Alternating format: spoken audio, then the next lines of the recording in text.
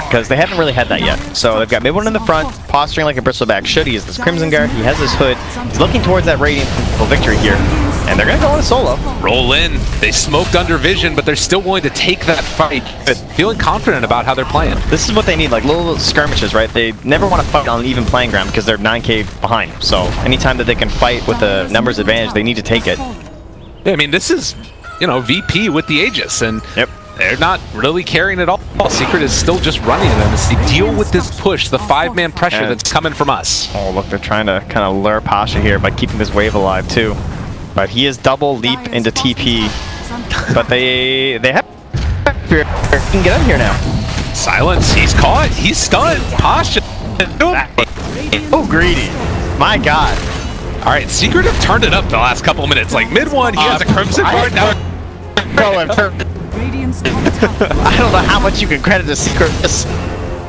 At least they're running at him.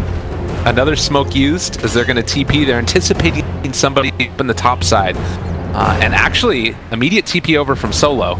So they will run into the Bane. I just wanted a bounty rune. Run! Oh. I really like how they're just playing this like complete group up Dota. Smoked up Yapsor down bottom. Wants his banner and he's going to get out. Oh, but Tiny's on the chase. Now he does have another kick. He throws it back, gets the spiders. Ava toss, connects there. And well, Yapsor with 6 seconds left on the roll away is not going to be able to escape. Back mid lane, they found him. A nice catch there as, well, Solo pays for that bounty rune he got earlier. Suddenly it's only 16 to 10. Kills starting to even up a bit here, only a 5k lead. Dropping like flies inside Virtus Pro, and now they're the ones who are pressing forward into a 4v4 scenario, but buyback is available for the Earth Spirit, and he will certainly use it if the fight comes anywhere near a spot he can TP to. Not an expensive thing to spend. I mean, how many teams are going to make that call, though, that like, all right, VP, they just got the Aegis, let's run at them? You know, I guess that it's sort of like the meta game that is evolving before, where teams would say, okay, we don't want to go in 5-man right away as soon as we get the Aegis because teams aren't going to want to fight us, so we're going to spread out and farm. And when that happens, now it's sort of the second answer in the game theory that is Aegis, where, all right, let's just run at them because they're all going to be spread out and farming. Sure, but I'm not giving that to the Pasha death. Okay, fair enough. I had less problems with the first two. Yeah. Well, Secret able to leave their base, still holding on to the tier 2. They did lose that tier 1 in the top lane, so starting to lose some of their territory that does remain, but for now they can still control up the Ancients. Oh, Ramsey's getting towards a butterfly after the BKB Diffusal Blade. Be quite difficult to deal with.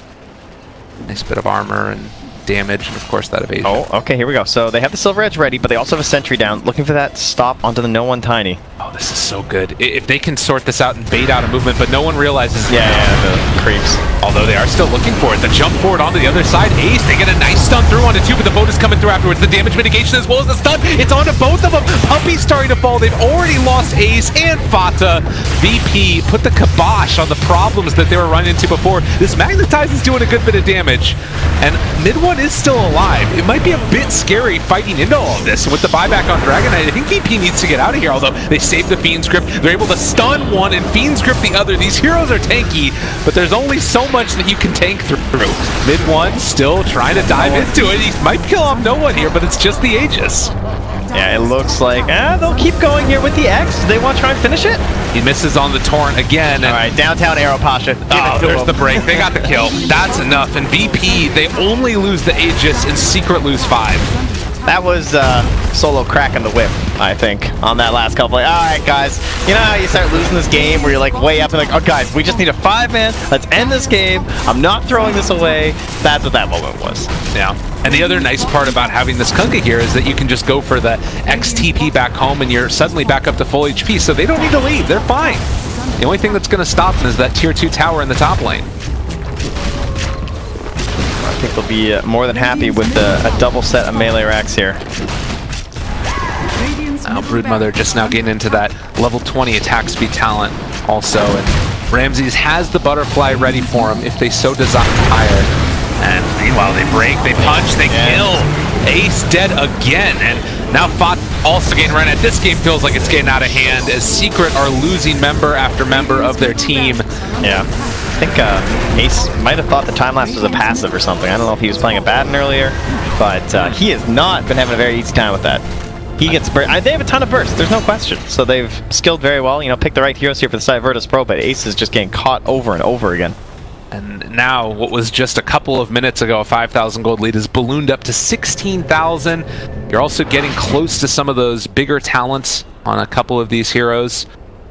Very, very bleak outlook for Team Secret at this point in the game. Yeah, they did a great job in those movements across map for sure. Like, they spotted their moment, they knew that they had to play very aggressive to try and get back in this game, and they found it. And then the problem is, those were risky plays that panned out for them, and then this play in the mid lane was also a little bit risky, right? This whole idea of like putting down the sentry and creating this bait, and Virtus Pro just had the great idea of just jumping off to the side because they had that vision down there, they saw the Dragon Knight, they initiate on him first, and even though, because he went for the blink from no one, he wasn't able to actually use the Silver Edge debuff on the DK, it didn't matter, because they're able to just like focus all their attention, and the rest of Secret was split up too much to actually have a good team fight, and then that suddenly your game's just over.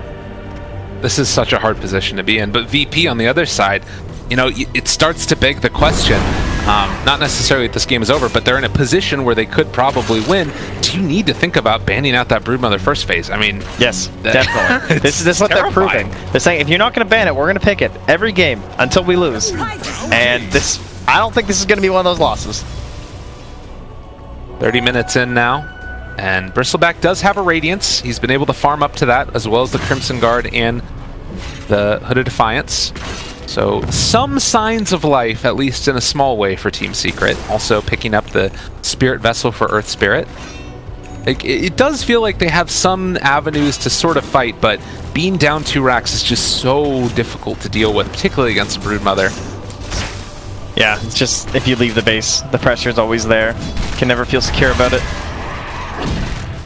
Mid one, if only they had just won, even if they didn't win one fight, if they had just like kind of stayed on the even footing by the time he got the Radiance, because you think of how they were fighting, and this was a hero that was sitting on 4k gold completely unspent, right? Yeah. He had not changed the actual itemization in that entire window while trying to build up this Radiance, and they lose the fight where they're 400 or so gold away from it.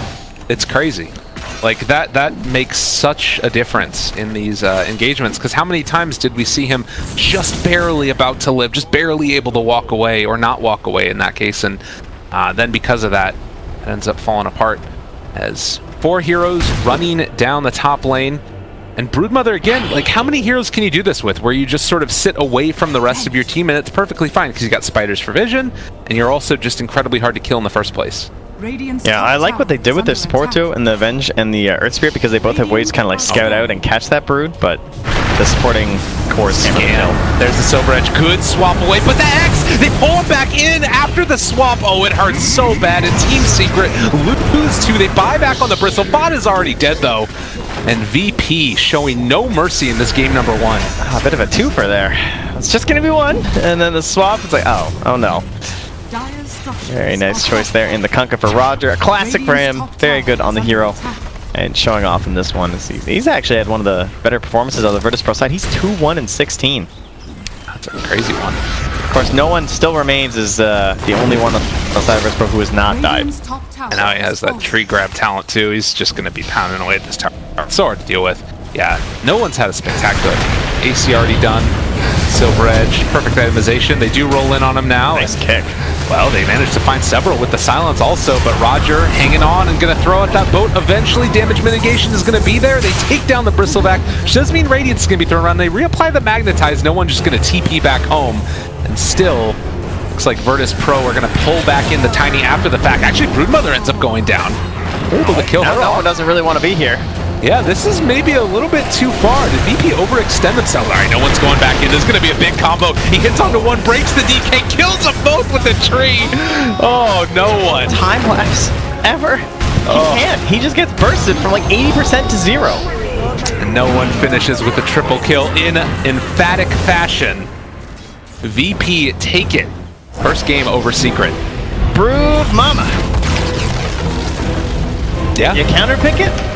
She just ignores you. Runs away. She farms down at your tier 2s, in between your tier 2 and your tier 3, and what are you going to do? You can't just ignore the wave coming through. Can't just chase her around in circles. She'll just run over a cliff.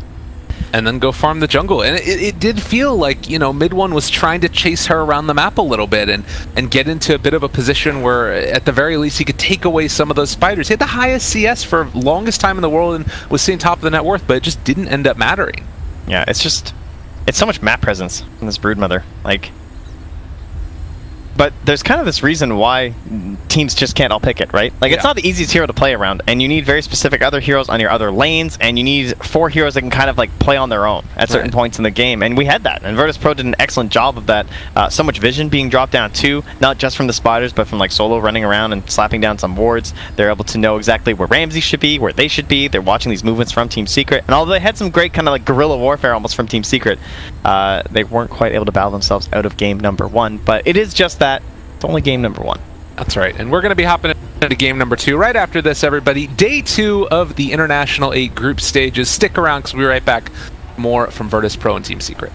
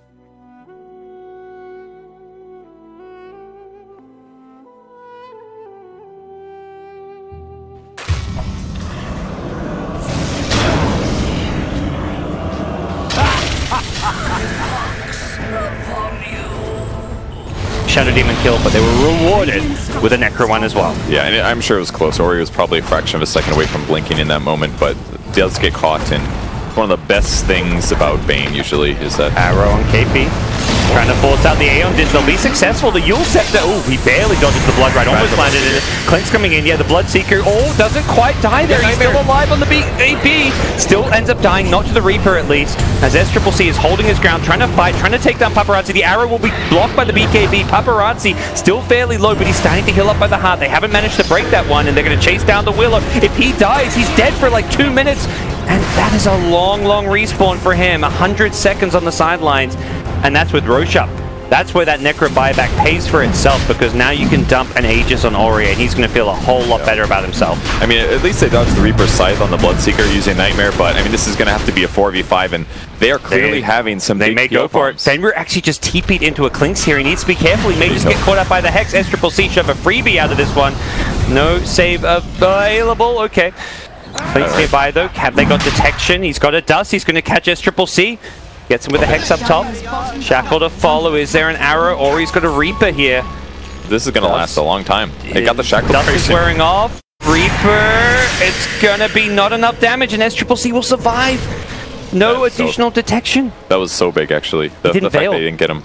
Was his veil on cooldown? It might have been in his backpack. When he was dead before, I noticed it was his backpack. You might not have noticed. It wouldn't have been enough damage on its own, I believe, to kill him, but...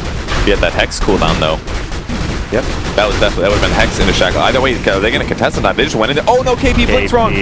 Oh, that was such a big loss here. He could have gotten into the Roche pit for sure. Yeah, we've seen so many... Oh, wow, Roche actually died to the Dire. KP gets in now. There's a long duration on Paparazzi. KP will... What? Papers with like... I have no idea what just happened. Swash. Maybe like Blood Right or something? Blood Right? Yeah, I did not see that one. Had to be like Blood Right, because there's... Anyone else that has like some kind of a ranged kill ability, it must have been him. Okay. Alright, so they get a little gold out of it, but ultimately the prizes that Roche drops is far more important. There's a cheese on the PL to keep him alive. They're just having PL options. This is like one of those situations I genuinely think that Mugi should have gone for Battle Fury. Like, Battle Fury scales so much better against a PL than Maelstrom does. And Mjolnir even. Even with the damage buffs, it just seems like they're having trouble. Like, they've got lots of Mjolnirs, but it only does so much damage. Clink's getting ready to skill up his last talent as well. Curious which one he'll pick, but it goes multi-shot. Yeah, probably the right move considering against the Clinks, and even with the Mjolnir, it's actually really smart to have. Proc on either shot, so I think it's a good choice this game. Right. And they've got some dispels for the Strafe as well. So we've seen them be pretty good about using things like the Yule Scepter against it. That's a great point. Or even the Shadow Demon ulti. Yep. Alright, hitting the high ground. Thinking about Terrorize. Nightmaring the PL constantly. Oh, he's ruptured too, and now it's scaring him. Can he get this cheese off with the disruption? He should be okay to do so. 11 looks for the arrow, hits the Dark Hole on the backlines here. The Serpent's chewing away at this Rax here. Paparazzi's still getting low. He has got the cheese. He's trying to bait them in. It looks like Paparazzi should be just fine. The Reaper comes out, deletes the Bane. Ori, though, loses his Aegis here. Can't afford to die again. He just bought back, and it looks like he should be A-okay here. The melee Rax very, very low. 11. He's the one sent in to finish it off, and doesn't quite do so. The lone Serpent Ward. One more right click. Somebody. Paparazzi's like, I've got this, guys. Next for the Hex out as well, and that could be the death of the Clinks here. Tries to put the Lincolns on in time, but the Hex comes just a bit earlier. So it's a 4v5 here in Vici Gaming, looking like they have a good hold of this game, but it's not over yet. Buyback from Clinks comes. He needs to get his ultimate off, get some bonus damage, HP. Man, they can't even touch the PL right now. This is one of the big weaknesses of Clinks. Situation like this, you buy back or you respawn, you don't have a good death pack target. You'd love to find that big tanky neutral, but it doesn't exist. There's no but can they actually get the kill? There's the disruption, comes just in time before he gets stunned up by KP's Rolling Thunder. They're still going to get the kill here. Great play from Newbie. Their team fight prowess.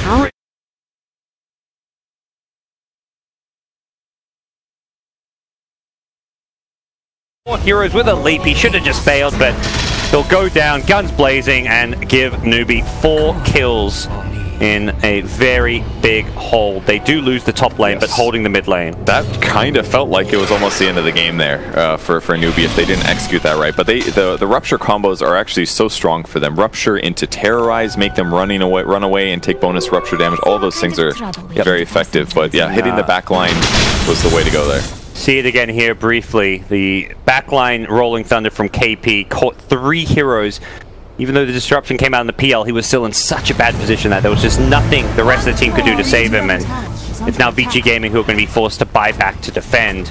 And watching that clip again, it's so remarkable how much the teamfight changes as soon as the PL is dead. Like, once PL is dead, Newbie knows they can do whatever the heck they want. That's the only hero they're scared of. This Necros just not had quite the impact you'd hope, considering his good early game start. Melee-Rax just getting shredded by the strafe of the Clinks, and Newbie seem content to back off, reset, and look for another team fight. Probably a Shrine kill, maybe on the way out, but I mean, maybe if Necro has like a Radiance or something, he'd feel scarier, because then he could do more standing in the enemy team lineup. But I kind of get his point that his build is, and his team's setup is a lot around like getting that one burst kill. I think the one hero that's underperforming is probably Old 11's Mirana. Like the Yule Scepter, they've gotten some Yule's arrow setups, but they haven't always turned them into kills, and he just hasn't had the carry potential that they've maybe been hoping for. Yep. So it's like getting these kills has been difficult. No, I definitely agree. It feels like we haven't seen the kind of output you'd hope from...